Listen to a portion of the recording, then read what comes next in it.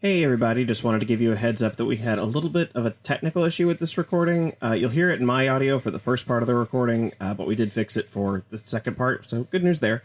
I did the best I could to fix it, but I could only do so much. It does get a lot better in the second part after we've watched the episode, but even then there's, for some reason, a lot of echo from Cassie into my mic. I think it was just a tech issue. I'm hoping I will have it fixed before the next recording, but I just want to let you all know what's going on. Anyway, I hope you enjoy the episode. Barbara Ann. You don't know the rest of the lyrics to Barbara Ann? I just know. Well, here's the thing. I know the Minions version. Banana potato na? Yeah. Potato na. I'll have you know the lyrics are Barbara Ann, take my hand. Okay, thank you. Glad we cleared that up.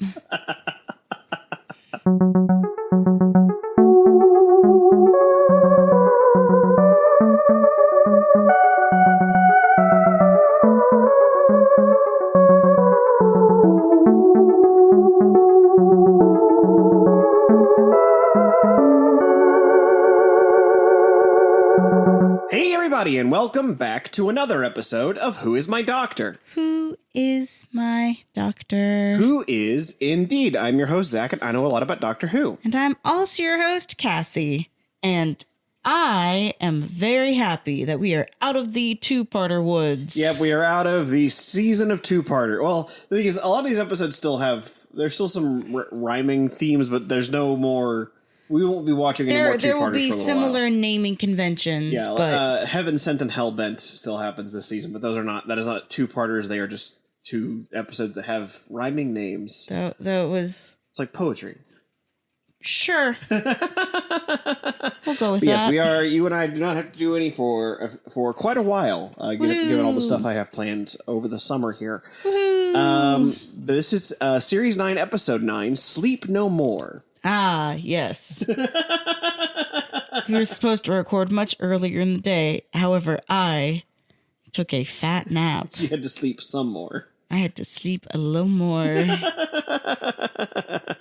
I'm just curious to know what I don't want to answer. could you possibly expect Sleep No More I to plead be the about? fifth. If I had to guess, if you're going to make me guess, you're making me guess. Yeah, like if you were writing a Doctor Who episode called Sleep No More, what would you write? People can't sleep. People can't sleep. People don't sleep. People don't sleep. People don't know why no sleep. You try to take one little nap, someone comes in, punches you right in the face. Well, specifically, like, it's just a phenomenon where people just aren't sleeping, aren't able to sleep. Don't know why.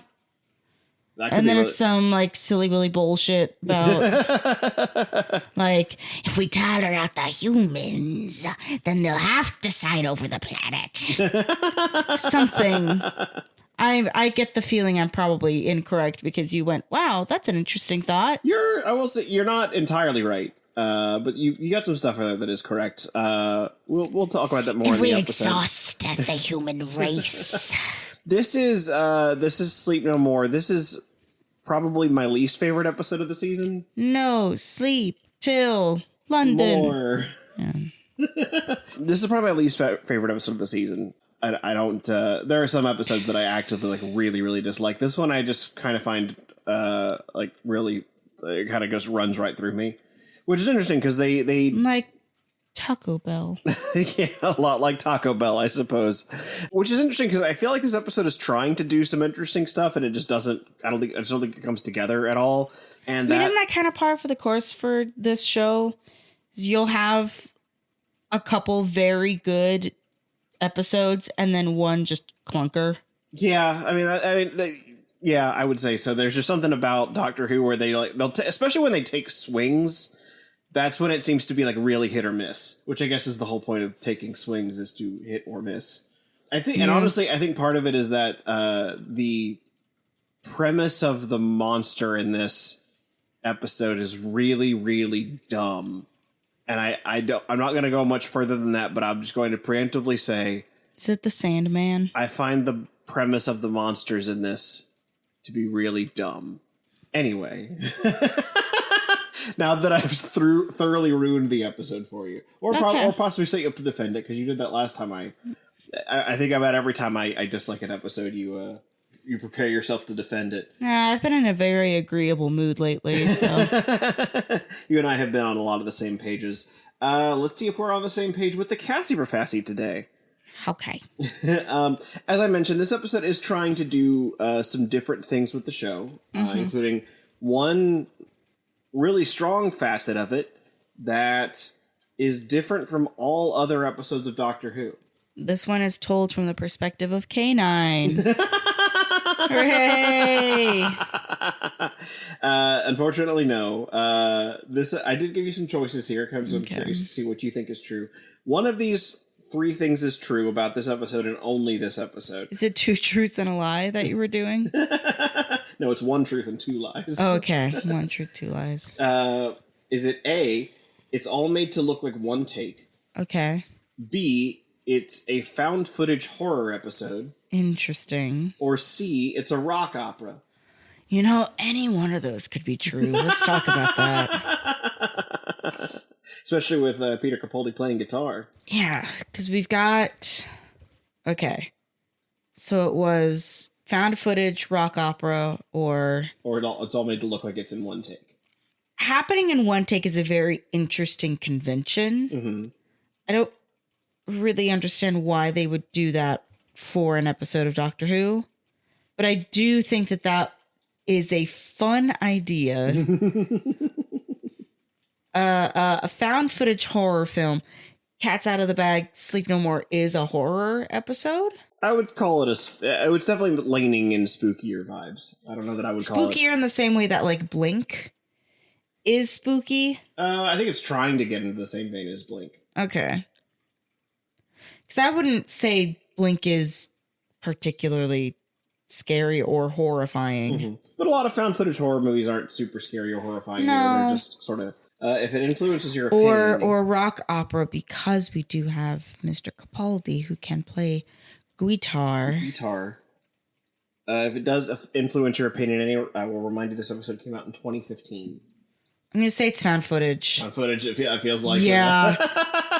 Yeah, remembering, oh yeah, this was coming out right after the popularity of things like Paranormal Activity. Blair Witch had come out before I think about a decade, that. Yeah, about a decade prior. Yeah, but even still, Blair Witch set up the scene, and this would be the time that we were getting more and more scary, spooky ghost footage.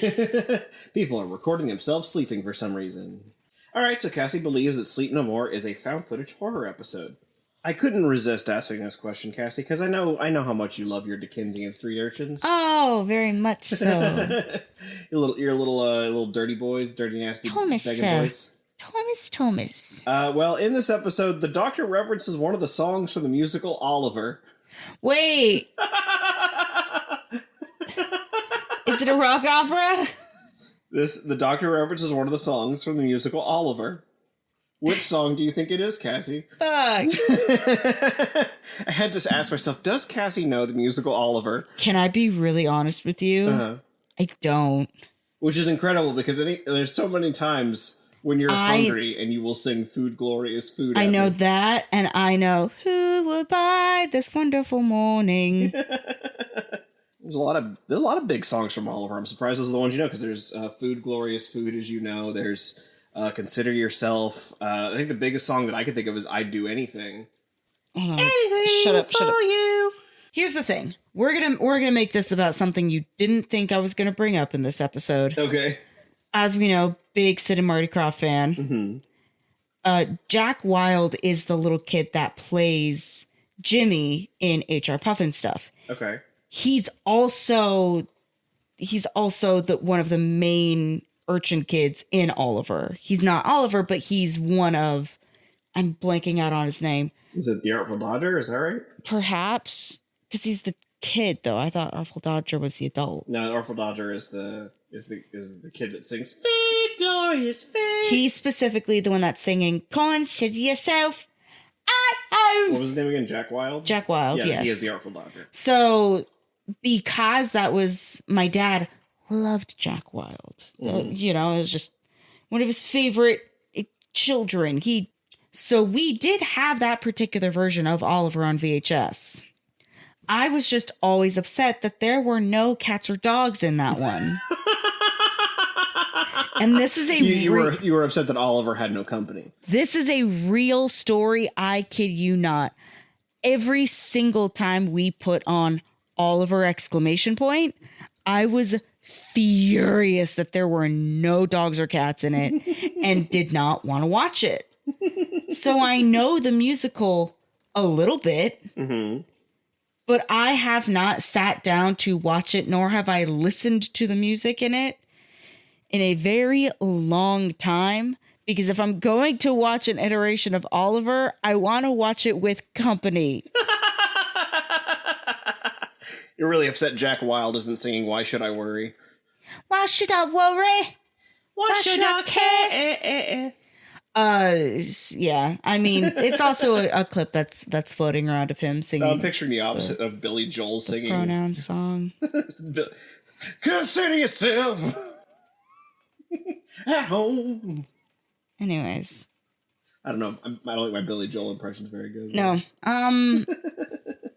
So that's my very roundabout way of explaining why I don't actually really know the music for Oliver. All right. Well, you could still take a wild stab at it then, since you know a few songs now. You can also just look up the music numbers and throw a dart at the wall. You will allow me to do that? Yeah, I'll let you look up the songs. As long as that's all you're looking up. Pulling it up on Spotify. I promise I'm doing good. Is it one that I would say so. Okay. So me looking at it is actually hurting more than it's helping. Maybe. It's one of the bigger songs, but it couldn't hurt to have a reminder. Is it one of the ones that I know that I listed before? Yes. Okay. Reference in that it's a passing reference, or is he singing it? It's a passing reference. Like he quotes part of the song. Food Glory is food then. All right, you think it's Food Glory is food? I just feel like that's way easier to reference. Yeah, I suppose that's totally fair. All right. Well, if that's the case, then we will find out together if Sleep No More is a found footage horror episode where the doctor offhandedly references food, glorious food. Hot sausage and mustard. While we're in the mood, cold jelly and custard. Oh, can I also out myself a little bit about that? What's that?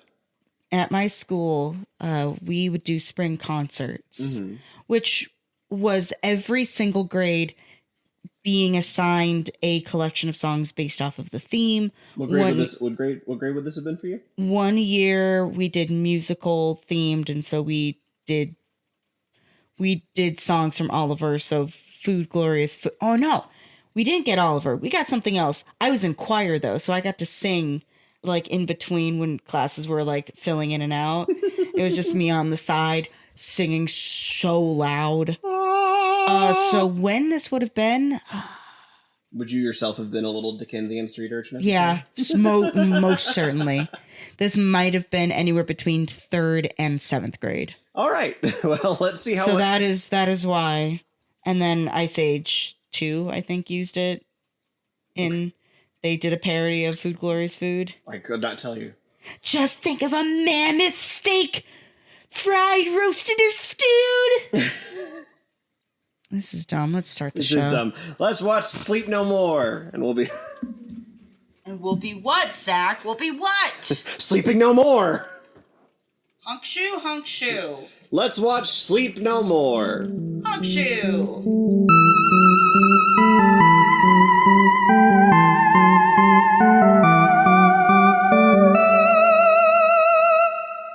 Look, folks, we've all been there.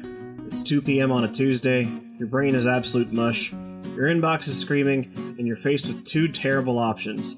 Drink a 4th cup of coffee and experience the vibrating existential dread of a caffeine overdose, or take a, quote, quick 20-minute nap that lasts until tomorrow morning.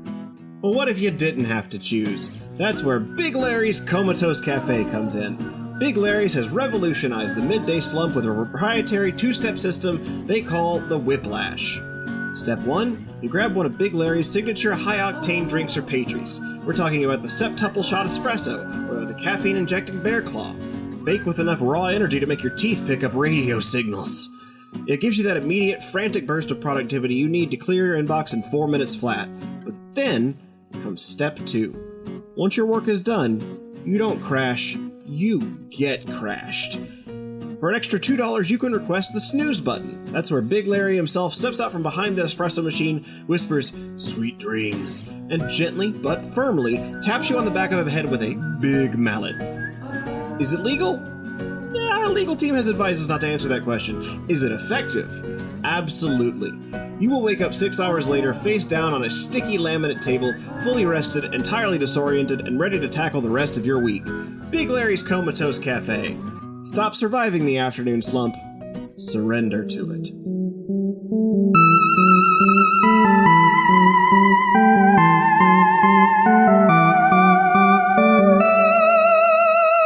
Bum bum bum bum bum bum bum bum bum bum bum bum. We are back now.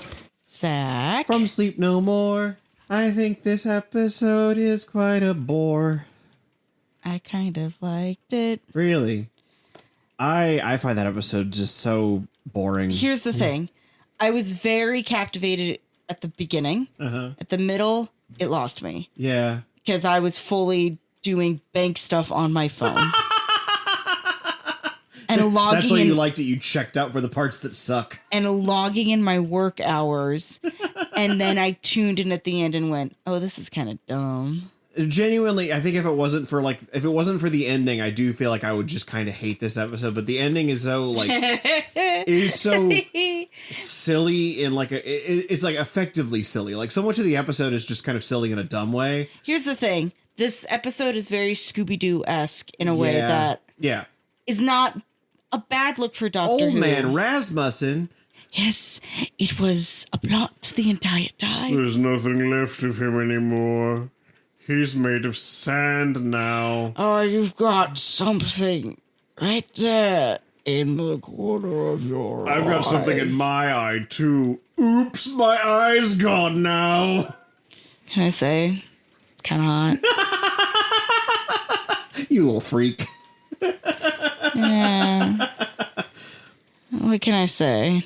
Yeah, I can't get over the hurdle of the sleep in your eye becomes a monster. It's dust.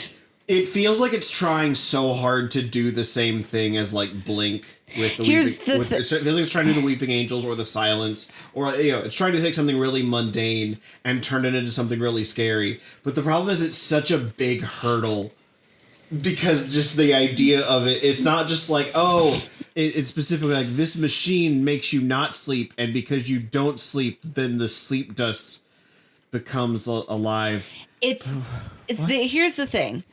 I do really believe that there are a lot of things in this episode that could work. Yes. Which feels strange for me to be defending, yet here we are. Mm-hmm.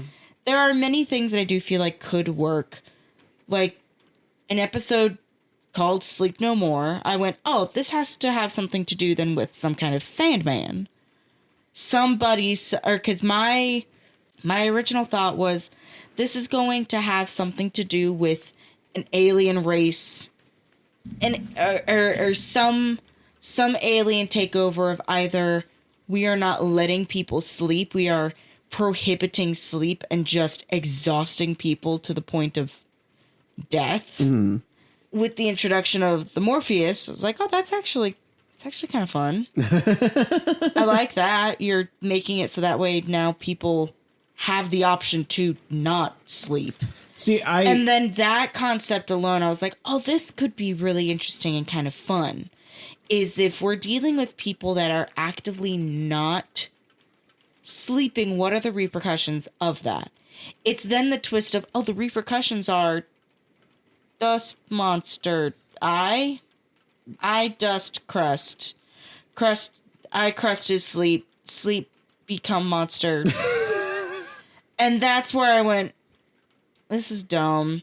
And all of the POV shots are giving self-tape in a way that I don't like. Yeah, then it's like, it's really... The thing is also, it's not doing found footage well.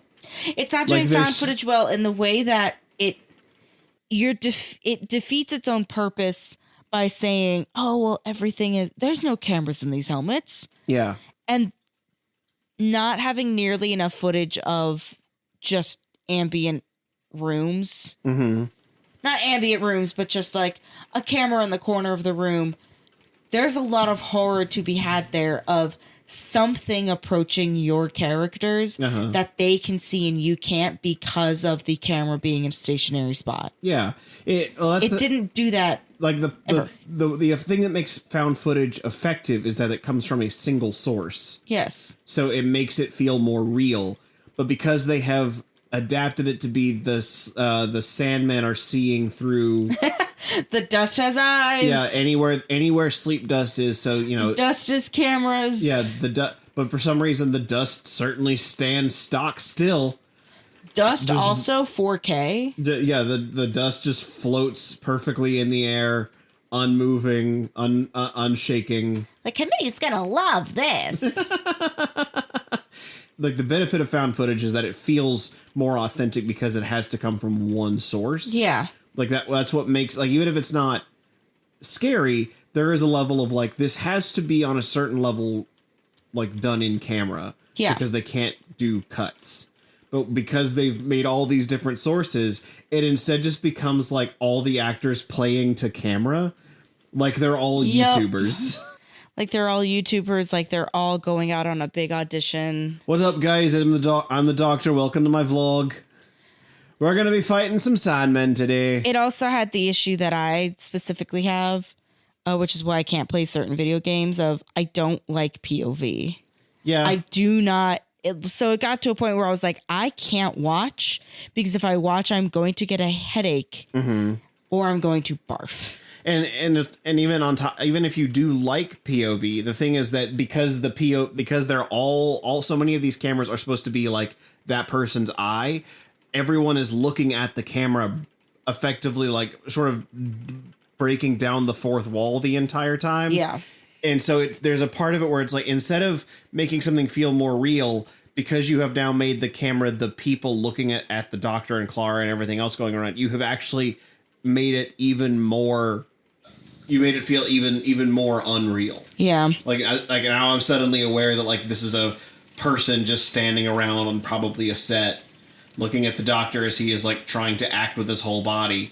Yeah, well, while Peter Capaldi is doing his very best. Yeah, like no one's doing a bad job. It's just not. It's not a great frame. It's not a great framing. And I feel like no matter how well you do, the framing device was so poorly thought out that it backfires and makes even good performances flop.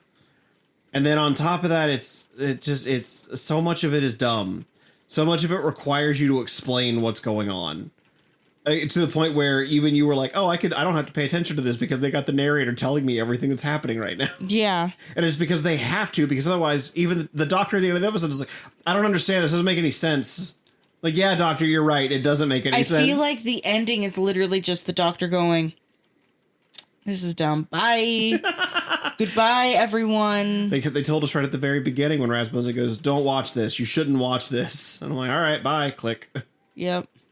If you're going to write an episode that opens with don't watch this, you had better be sure you're writing a fucking banger, or you've just set up a horrible joke for yourself.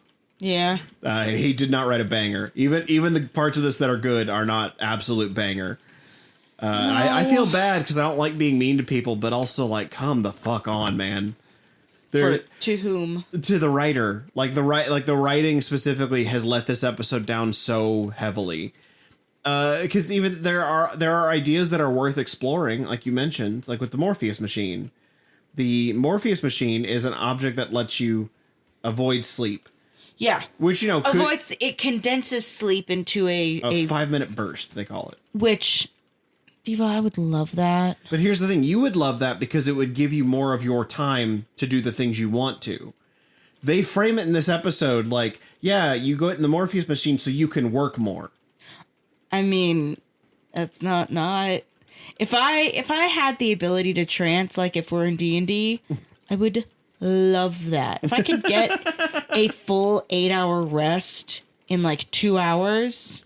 Yeah, because and Chopper makes that point at the time where it's like they've colonized our sleep, because he's right. It's not that, they get more sleep to be themselves more. They get more sleep to be grunt workers more. Which, as somebody who is, here's the thing. From a very young age, I always had the thought of, damn, if I could pause time so I could just have the ability to like do all the homework and do all the work I need to. I'm bad at doing work at home. That is not a new thing. I've had this issue since I was a child, because when I'm at home, I don't want to do work. I want to laze about. And there's a thing in feng shui I've just learned about where if you have a woman at home that is just being pampered and is like lazing about in the most glamorous way, you are inviting prosperity and good fortune into the home. I want to be... That sounds like that was written by a wife guy. Specifically, you'll like this. The term for that is tai-tai. So... Cassie, no, you can't be tai-tai. Sleep no more. Sleep no more, Cassie. No tie-tie. But if I had the ability to just sleep, because here's my thing. I'm also just a little autistic. I don't like going from one phase to the other. I hate getting ready for bed, and then I hate waking up. So if I could then spend 5 minutes resting and then an hour like getting up out of my little pod or an hour getting into my little pod to only have spent 2 hours and 5 minutes of my day, leaving me with another 21 hours and 55 minutes.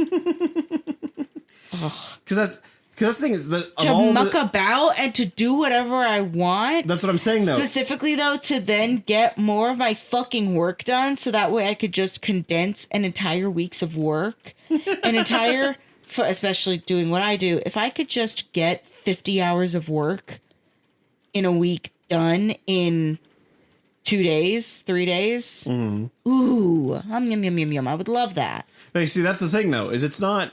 That was the part that's scariest to me, is when they're, like, telling you about how great the Morpheus is, because it will let you outwork your competitors. I love that. And As a capitalist, I love that. Because it's like, that's the real scary part, is that there's a company that was like, oh, great. We get to condense this sleep down into 5 minutes so they can do more labor for us. I love that. The capitalists, the pretty people who get to like sit here and do nothing all day already anyway. Yeah, no, it's a perfect system, Zach. I don't know why you're having an issue with this. I did like the one joke at the end where she like fades away and the doctor like turns to talk to Clara, and as he gets like 2 words deep, the face comes back and goes, terms and conditions apply. Because here's my thing with that, too. If you could take your 30 and during your 30 have a full 8 hours of rest on the day specifically where you text me like, I'm already over, I'm already through this. Could you imagine just being able to go, hey, like, I'm going to take a quick 5 and get a full 8 hours rest in that quick 5? You would come back to work feeling so good and refreshed. You walk out of work and you come back wearing pajamas. Oh, sorry, I took a fat nap. I didn't mean to. I'm sorry. Your jammies, aka for you and I, just underwear. Just underwear, but also a full sleep cap, like where everybody's are screwed. Yeah, of course. Always. Coming into work in a nightgown and a sleep cap is actually insane. And another hang up I have with this episode is that it doesn't do a very good job of explaining Rasmussen's whole deal. Oh, no, other than he's the inventor and also the unreliable narrator. Yeah, and he's the also inventor, made of sand. Yeah, he, for some reason, he's the one who's trying to get the Sandman making the to make... story. I've made this because it releases the electrical signal into your brain to turn you into a Sandman. You see that? That's the electrical signal. You already have words. Tickles, doesn't it? But I'm like, I don't understand. It's so dumb. Because it's like, I don't understand why you want this. I get, there's no reason for him to want it. They worked like so many angles to it where somehow they over explained it and now it makes even less sense. Where it's like, oh, it's because he created them and so he thinks that he's like their father. But also he is one himself, and so he's sort of had his mind erased and they want this. But also it's because he thinks that they're like a superior form of life. But also they disintegrate in 15 minutes. Yeah, because the gravity got shook up all loose, and so now the sand got all shaken out. I'm like, this is dumb. This is really dumb. If you're made of sand and you walk over a manhole, does that mean you just kind of fall through the little... Well, I will say, and I do think they made the costume design for the Sandmen is pretty good because they're not like sand on the beach. They're the sand in your eye, so they're made of like skin cells and blood and mucus. Ugh, and yeah. so they would probably feel Bits. Yeah, They're made out of bits. They're made out of bits, so they would feel more like clumpy mud or Dirt. or like clay or something like that. Like they would feel gross and sticky. It would feel like scabs. Exactly. They would feel like a whole scab man. I was gonna say you and I had equal and opposite jokes. You said you had Scab Man, and I was gonna go, Mr. Scab Man. You're made of scabs. Blech. Please don't scratch yourself, or you will pus over. Please don't scratch yourself, or you will scab more. Mr. Scabmore. Scab, scab, scab, scab. Scab, scab, scab, scab, scab, scab. I did like the Sandman for whatever reason. The song. Why were they holographs? I don't understand. I don't know either. Why were they holographs? Why do they need to play Mr. Sandman for you if you're napping? You're sleeping. Why was that a password? Why was that a code? Sing the song. Sing the song. They at the Christmas party they at the Christmas party they did this for a bit. Do the bit now. We did get a little glimpse of one of my other favorite robot voices, which is that like very particular female. Oh, like GLaDOS, basically. Yeah, I love it. Yeah, I'm so. There's little bits in this episode that I really do enjoy because overall, I just think it's really dumb. Yeah, and because one thing I like about it that they barely touch on, but adds a little like flavor through the whole episode, is they talk about how in this time, the 38th century, India and Japan have sort of become like a unified force. They explained the setting for maybe a hair longer than they needed to because this was not the setting. You're on a abandoned spaceport or satellite. You know, one of the iconic Doctor Who episode sets. Yeah, Base Under Siege. Yeah, Base Under Siege. I did like the little touch of there being other decorations. Yeah, the thing that I thought was, because that's what made it interesting to me, was that they described it as Indo-Japanese. It's like half India, half Japanese. So that all the people keep saying like, may the gods be with you, because those are two multi-theistic religions. Indo-Japanese food sounds so yummy. And then a lot of the like set deck so much has curry. Like symbols that look like a bit of Japanese, a bit of Sanskrit. Yeah. Like it's a cool idea to put those two cultures together. It's a cool concept. Yeah. But then for some reason the machine is called Morpheus, the Greek god of dreams. And I'm like, why did we do that? You combined two cultures and then went with a third. It feels like, walk with me here. It feels like when you're playing a D&D character that's specifically a magic user, but you don't have a central focus for your spells. So you can cast necrotic damage and also gravity magic. And it's like, that doesn't... Like, yes, those are very cool spells that you can do, but that doesn't necessarily mean that you need to, because you have no justification. Unless you do have a really solid justification for having a magic user that can cast sleep, necrotic damage, and also gravity. It just feels like we're throwing a lot of spaghetti at the wall. Yeah, I agree. But the spaghetti is also different shapes, and we're actually not making spaghetti, we're eating rice. Like, there's a lot of things like that where it's like, these are not bad ideas. None of it is a bad idea. It's just that all of them are so, what's the word? Like, they're so out of sync with one another. Unsynchromonious? There has to be a better word. It's just unharmonious. Unharmonious. They're just, it's a little bit chaotic in a way that it's not enjoyable to watch. It's not like a manic. And also, I just reminded myself this episode was written by Mark Gatiss. I don't mind talking shit anymore because I've complimented him so much across the years. Yeah, Mark knows better than this. Mr. Gatiss. Yeah, Mark knows better than this. I don't know why this is the effort he churned out. Buddy. Right? Okay. So what this means then is that these were ideas from everything else, and he just kind of shoved them into a jar, shook it up, and that's what came out. Yeah, like this, it feels so much like, oh shit, we only have like 11 episodes for this 12 episode season. Mark, what, you got an idea? I have like 4 half good ideas. Put them together and make one. This, this was not an idea he wanted to make. He was forced to make this. I guess. I'm going to be the Mark defender. Well, one cool thing that came out of this, though, and this is such like such a half thing. This is the first episode of the entire modern series where they don't play the opening credits. Oh shit, you're right. Yeah, they had this little like Matrixy thing where it says Doctor Who. It was a Matrix word search because I also saw Clara and Oswald. Yeah, I like that they found a way to like fit Clara Oswald into Doctor Who because they cross over one another. Yeah, I thought that was a little neat. I thought that was kind of neat. I appreciate the effort of the found footage thing for certain. I think it's cool to have an idea to try and do something new with the show. I think that's a really cool effort. I just don't think this wasn't the way to do it. I don't think Mark understands what makes found footage work. I think he might have seen one movie. Yeah, or because a lot of it was getting criticized in like 2015 because a lot of it sucked. Because a lot of it was visually boring. Maybe he tried to like outsmart it instead of lean into it. That feels more like what happened. Yeah, like he was trying to outsmart found footage. He tried to improve upon it, and in doing so, found new weaknesses. Yes. Like, yeah. Especially because when you make them, like you said, because a lot of the shots had to become POV shots, there's a lot of like shaky cam, and you lose a lot of what's happening. Like, there's a lot of times where you're like, I don't know what fucking happened here.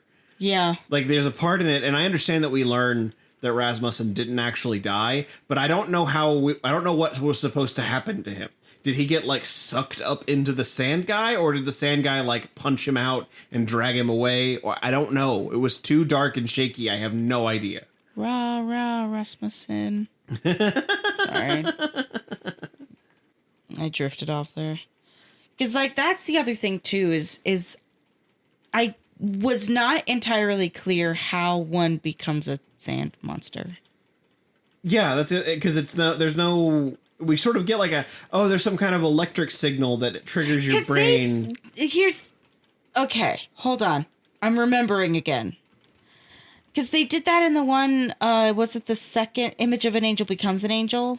Yeah. Where then the image is trapped in her, like, tear duct or something. Yeah. And, like, Rose is actively, like, turning into Angel or having, like, Amy. rocks. Amy, thank you. Is coming out of her eyeball.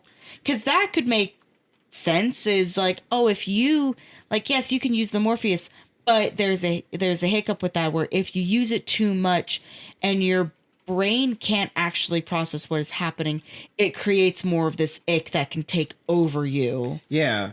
Like if they had done something where you could sort of see the process happening, especially because, Clara used the machine. So we have that example of like, oh, she's got it building up now. Yeah. And she keeps like wiping it away, but it keeps coming back. I think that would have been like, at least we have like a sense of what the process is like. How that could happen. Yeah. The A to B is just gone. Like we just see, oh, that's what you become somehow. It's not A to B, it's A to 10. Yeah. And so it's, like I really don't like being mean because I know that shows are hard to make, but God, this feels so like not even half baked. This feels like quarter baked. This feels like he made dough and left it on the counter. That's what I'm saying is I feel like this was just a bunch of ideas, singular individual ideas. It's as if Mark Addis's brain is a candy shop. And instead of getting one of every kind of sour candy, he just had like, oh, here's a chocolate candy. Here's a sweet and sour. Here's a crunchy. But then at the end, you end up with a bag of candy that is just not very good altogether. You can't reach in and grab a handful because you got chocolate. M&Ms in his Skittles and yes, thank you. Yeah, so because very big on analogies today, apparently. Because it doesn't feel like totally separate ideas, but it feels like he had the idea of the sleep machine, like what the Morpheus takes away your sleep. Yeah. And then he tied some stuff to that, but didn't connect any of those things together. So there's like, oh yeah, the machine takes away your sleep. And so there's this commentary on capitalism and it's this sleep eye monster thing. and there's a religious angle to it where they're like, you're colonizing your sleep. And there's this scientist guy who's like super defensive about his technology. And also a story weaver. Yeah. And then, but because we're doing like a horror thing, we could make like a found footage thing. And so like, I could see the trees here, but it doesn't come together cohesively. There's sort of like a bunch of little ideas that needed to be tied together. It's like walking into a Christmas store. At least like when you walk into a Halloween decoration store. Halloween decorations, like, yes, there's different aesthetics, but like they all just kind of go together. Uh-huh. Christmas, though, there's a lot of different types. There's a lot of themes and vibes. Yeah. You understand that everything is all part of the same...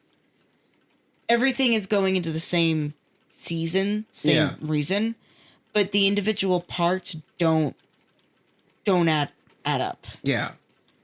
Because it's not even in an unconventional way. Like, I see how you got to these different points, but I don't think you thought about tying the points together at the end. You just it's not even like, oh, these go together in a way that is interesting and cool. It's like eating tacos, but the tacos are actually made out of bulgogi. Where it's like, oh, cool, a union I never thought would work, yet here we are. It's just not... It's almost too clever for its own good. It feels like it's trying to be clever, yeah. It's trying to be clever. But it never gets cleverer than the episode where it's like, they don't just call... That moment in the episode where they're like, people don't call them space restaurants or space champagne or space hats. Like, they're just restaurants or champagne or hats. And Clara's like, what about space suits? Shut up. I will say, giving this episode a little bit of credit, I do like that the Doctor and Clara's relationship, you got to see a little bit more of the Doctor seemingly respecting Clara just a hair more in her dubbing the name Sandman. And I'm saying, what do you get to name them? I get to name them. That's my job. And she's like, oh, okay, sorry. What do you want to call them then? Dustmen? No, we'll call them Sandmen. That's a very male response from the Doctor. It's the sigh and then the contesting that it is a good name and keeping it. Another thing where it's a little weird, because the Doctor mentions like, oh, I've taken footage from your helmet cams, but there is a part where he's like looking at Clara when she's come out of the pod that he's like, something's going on with your eye. I don't trust it. I'm like, how? But okay, if you're already suspicious of it, why does it take you another 15 minutes of the episode to put together what's happening? I feel like you already were doing that. And also, there was nothing wrong. There was never, like we said, if there was an excessive buildup. Yeah. Your eyes are cloudy now for some reason. If you use this, you're actively, like, there is a immediate biological response. Yeah. Because here's the thing that they could do. Is that, if you're in the machine often enough, because you keep getting in these 5-minute bursts, your brain thinks you are getting 8 hours of sleep. And if you trick it over and over and over again, it doesn't stop doing the mechanisms of sleep. Yeah. And eventually your eye just starts producing the sleep dust over and over until you can't stop it. Yeah, that becomes a new uncurable condition. Yeah, like but because they had to be like, oh no, the twist is that Rasmussen is doing it to you at home.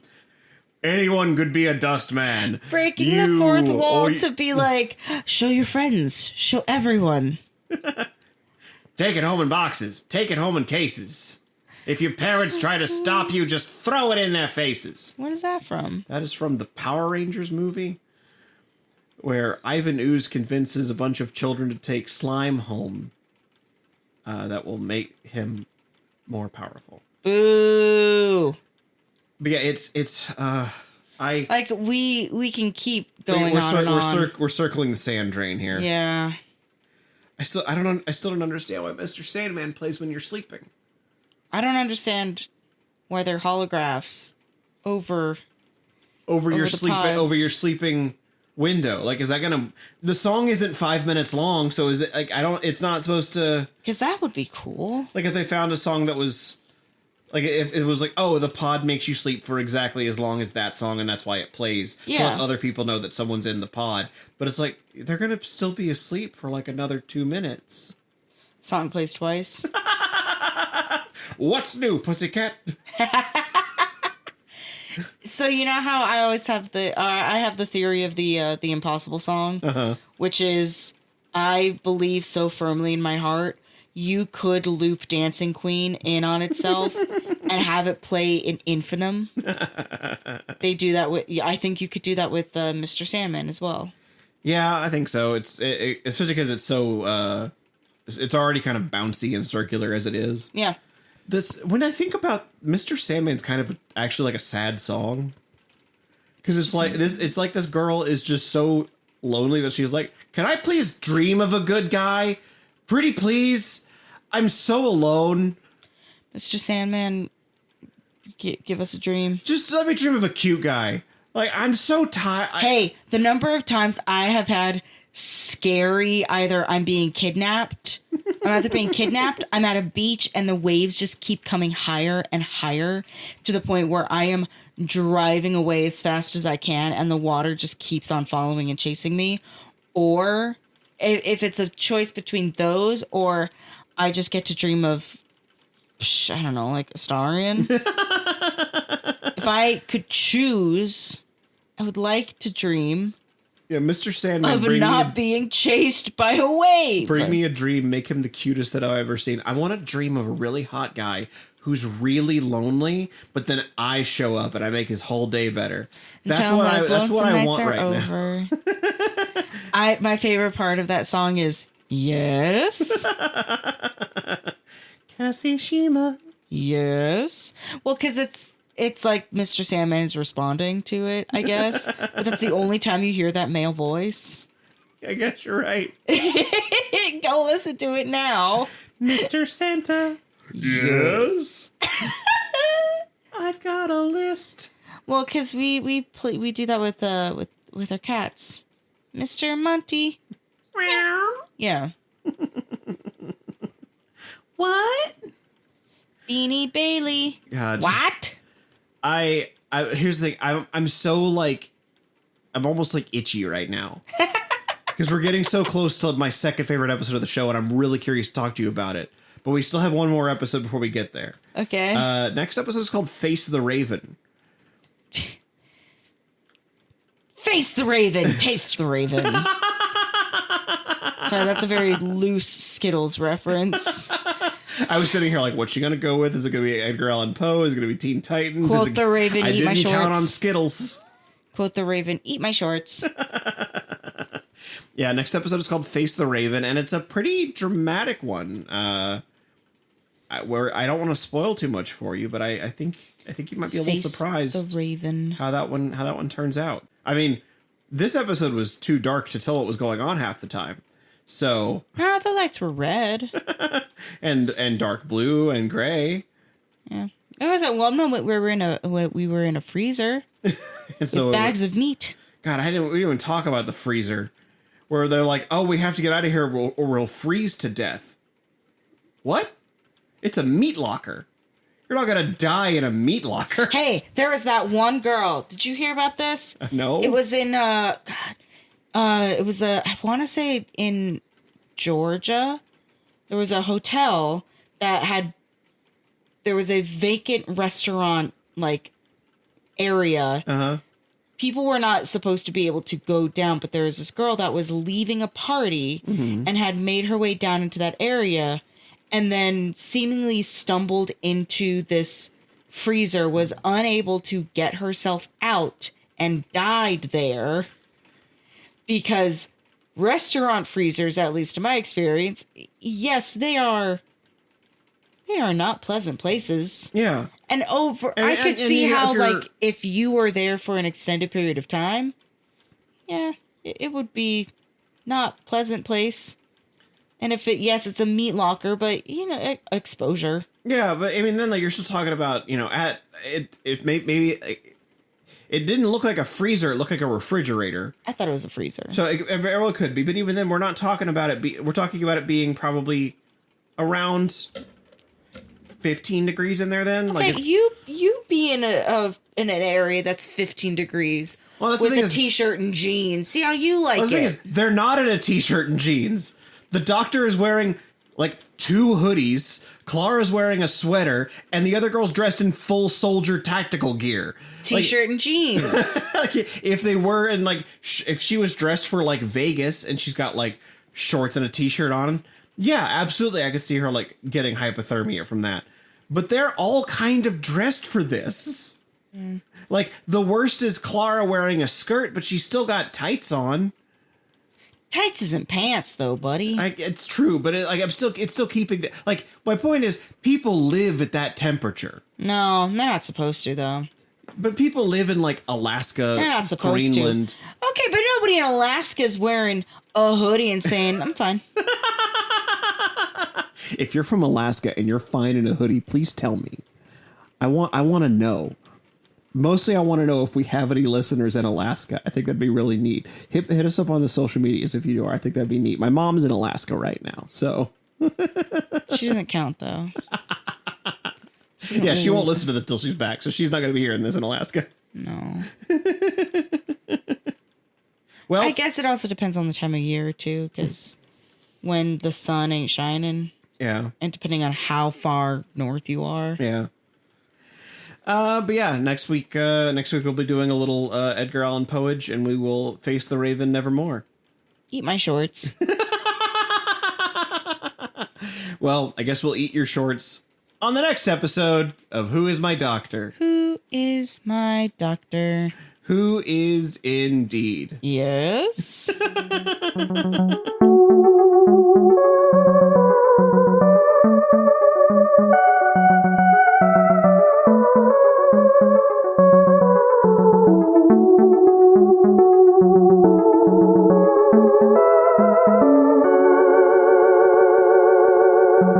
Hey there, everybody. I hope you're all getting enough sleep, because I guess otherwise you turn into a big scab monster.